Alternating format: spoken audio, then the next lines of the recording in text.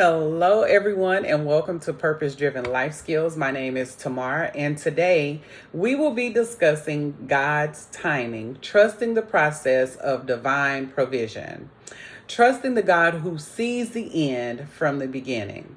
In a world that thrives on instant gratification, waiting on God can feel like a challenge.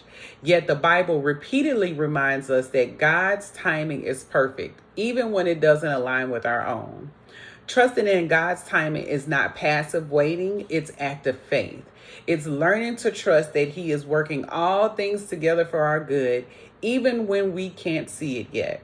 Ecclesiastes 3:11 says, He has made everything beautiful in its time. So let's discuss what trusting the process of divine provision is according to God's timing.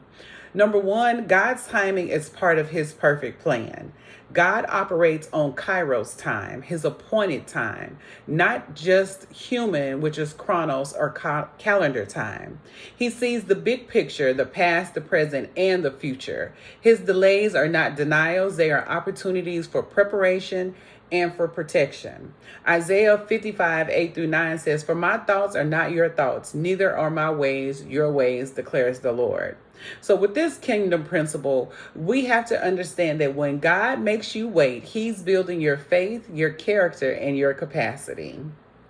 Number two is biblical examples of divine timing. We know that Abraham and Sarah waited decades for Isaac, which was God's promise made sure, but it came to pass at the right time. Joseph endured betrayal in prison, but he was also elevated to leadership in God's perfect season. David was anointed as king as a boy, but he didn't rule until later years. And Jesus often said, My hour has not yet come, which was showing sensitivity to the divine timeline. So these are examples that delays also develop us when we allow them to teach us. Number three is waiting is a test of trust. The waiting period reveals what is really in our hearts. While we have to learn to trust God, or we can take matters into our own hands. And waiting refines our motives and strengthens our spiritual muscles. Psalms 27:14 says, Wait for the Lord, be strong and take heart and wait for the Lord. So here's some questions for you to reflect on. Am I trying to rush ahead of God? And what is God teaching me during this season of waiting? Number four is God provides in seasons, not just moments. Woo. Provision is often seasonal. Just like natural crops, there is a time to plant, a time to water, and a time to harvest. And rushing this process can rob you of the full blessing.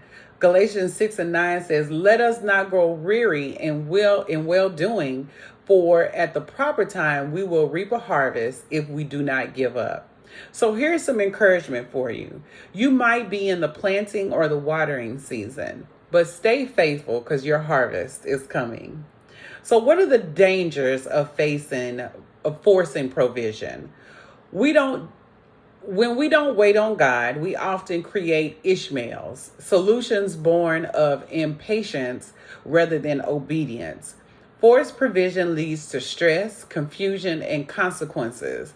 Proverbs 10:22 says, The blessings of the Lord brings wealth without painful toil for it. So here's our prayer focus. Lord, help me to resist shortcuts. Teach me to wait on your blessings in your way and in your time. Number six is trusting God daily while you wait. God often provides manna, not a warehouse. He gives you what you need for each day, teaching us to rely on Him moment by moment. Matthew 6:11 says, Give us this day our daily bread. So here's some practical action steps that you can take now. One, keep a journal of your small daily provisions and answered prayers. And then learn to practice gratitude for today's blessings as you wait for tomorrow's breakthrough. Number 7 is preparation is part of the process.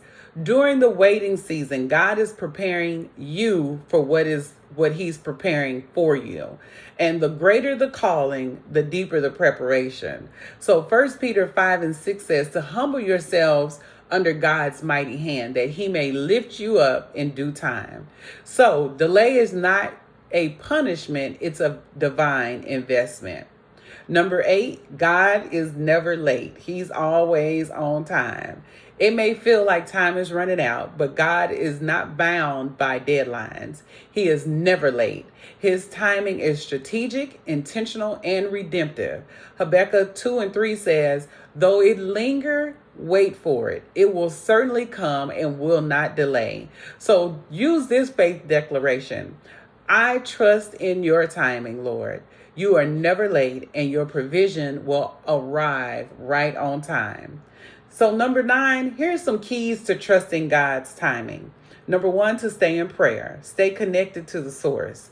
Number 2, obey daily instructions and take small steps in faith. Number 3, surround yourself with faith-filled people.